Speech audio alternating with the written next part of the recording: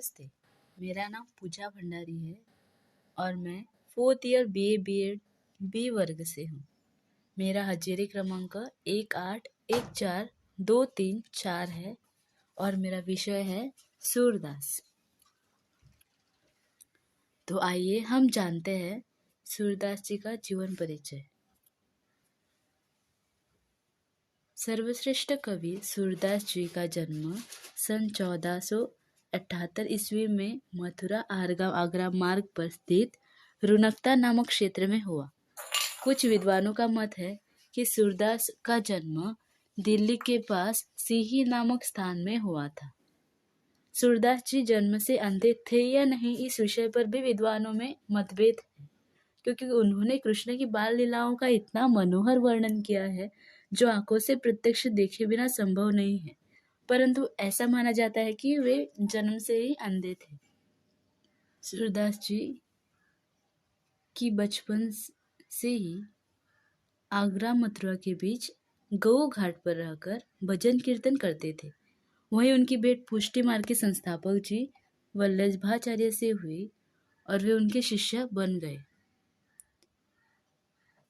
यह वल्लभाचार्य ही भक्ति काल के प्रतिष्ठापक हैं। वल्लभाचार्य ने उन्हें पुष्टि मार्ग में दीक्षित कर कृष्ण लीला के पद गाने का भार सौंपा।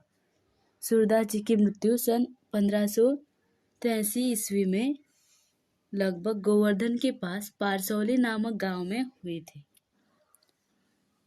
भक्ति काल के साहित्यकार सूरदास जी। हमें पता है कि हिंदी साहित्य को 4 कालों में विभाजन किया हुआ है, जो आदिकाल, भक्ति काल, रीति काल तथा आधुनिक काल। यह 4 काल है और यह सूरदास जी भक्ति काल के साहित्यकार है। सूरदास जी का साहित्यिक परिचय। भक्ति काल के महान कवि सूरदास जी ने अपनी कल्पना तथा प्रतिभा से कृष्ण के बाल रूप का अति सुंदर, सरस, सजीव तथा मनोवैज्ञानिक वर्णन किया है।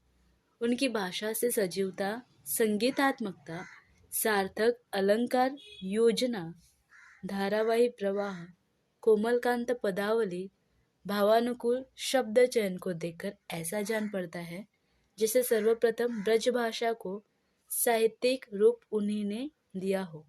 जो सूरदास जी है, उन्होंने अपने साहित्य में ज्यादातर ब्रज भाषा का उपयोग किया गया है। उनके काव्य में प्रकृति सौंदर्य का सूक्ष्म और सजीव वर्णन मिलता है। सूरदास जी का काव्य भाव पक्ष के साथ ही कला पक्ष भी या फिर कला पक्ष की दृष्टि से भी बहुत महत्वपूर्ण है। उनके काव्य में प्रकृति सौंदर्य का सूक्ष्म और सजीव वर्णन मिलता है। सूरदास जी का काव्य भाव पक्ष के साथ ही कला पक्ष की दृष्टि से भी बहुत महत्वपूर्ण है। उन्होंने न केवल भाव और भाषा की दृष्टि से साहित्य और सुसज्जित किया, वरन कृष्ण काव्य की विशिष्ट परंपरा को भी जन्म दिया। सूरदास जी ने कृष्ण के बारे में बहुत कुछ लिखा है। उन्होंने उनके वात्सल्य के बारे में लिखा हुआ है, उनके बचपन के बारे में लिखा हुआ है, उनके लीलाओं के बारे में लिखा हुआ है, उनकी तरफ अपने श्रद्धा के बारे में लिखा हो गया है। ऐसे बहुत कुछ उन्होंने लिखा हुआ है। अभी हम जानते हैं सूरदास जी की रचनाएं। सूरदास जी द्वारा लिखित रचनाओं में से 3 प्रमुख रचनाएं इस प्रकार से है। सूरसागर, दूसरा है सुरसारावली और तीसरा है साहित्य लहरी। तो अभी हम उनकी भाषा शैली के बारे में जानते हैं। सूरदास जी की भाषा साहित्यिक ब्रज भाषा है, जिसमें संस्कृत शब्दों की भी प्रचुरता है।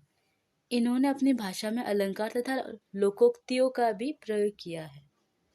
इनके साहित्य में भक्ति, श्रृंगार, शांत एवं वात्सल्य रसों का प्रयोग हुआ है।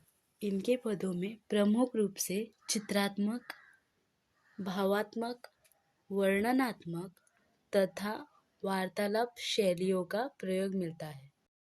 अभी हम जानते हैं सूरदास जी का साहित्य में स्थान क्या है।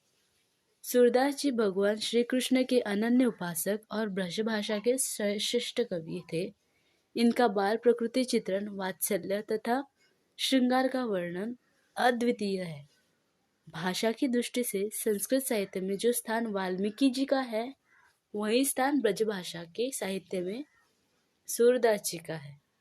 इसी कारण काव्य जगत में इन्हें हिंदी साहित्य का सूर्य माना जाता है। तो अभी हम एक सूरदास जी का पद देखते हैं। उधो तुम हो अति बड़भागी, अपरस रहत स्नेह तगाते, नाही न मन अनुरागी। पुरैती पात रहत जल भीतर, तारस देह न दागी। जो जल माह ते की गागरी, बूंद न ताको लागी। प्रीति नदी में पाऊ न बौर्यो, दृष्टि न रूप परागी। सूरदास अबला हम भूरी, गुर चाटी जो पागी। अभी हम इस पद का अर्थ जानने का प्रयास करेंगे। इन छंदों में गोपियां उद्धव से अपने मन की व्यथा कह रही है और साथ ही उद्धव पर कटाक्ष भी कह रही है। उनके अनुसार उद्धव अत्यंत भाग्यशाली है जो कृष्ण के पास रहकर भी उनके प्रेम से मोहित नहीं हुए। वे कृष्ण के प्रेम से उस तरह अछूते हैं जैसे कमल के पत्ते जल के भीतर रहकर भी जल से अछूते रहते हैं।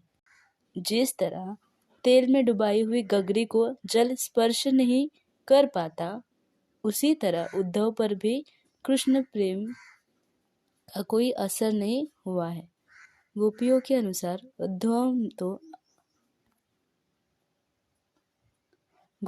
अनुसार उद्धव तो प्रेम की नदी के पास रहकर भी उस में डुबकी नहीं लगाते हैं। उनका मन तो कृष्ण रूपी सागर को देखकर भी मोहित नहीं होता। लेकिन जो गोपियां हैं वो भोली है, अबला है, जो कृष्ण के प्रेम में इस तरह से लिपट गई है जैसे गुड़ से चींटियां लिपट जाती है और वही प्राण त्याग देती है। तो इस तरह गोपियां उद्धव की ओर अपनी भावना प्रकट करती है और एक व्यंग्य के रूप में भी कहती है। इस तरह सूरदास जी कई पद लिखते हैं, ये उनमें से एक है। धन्यवाद।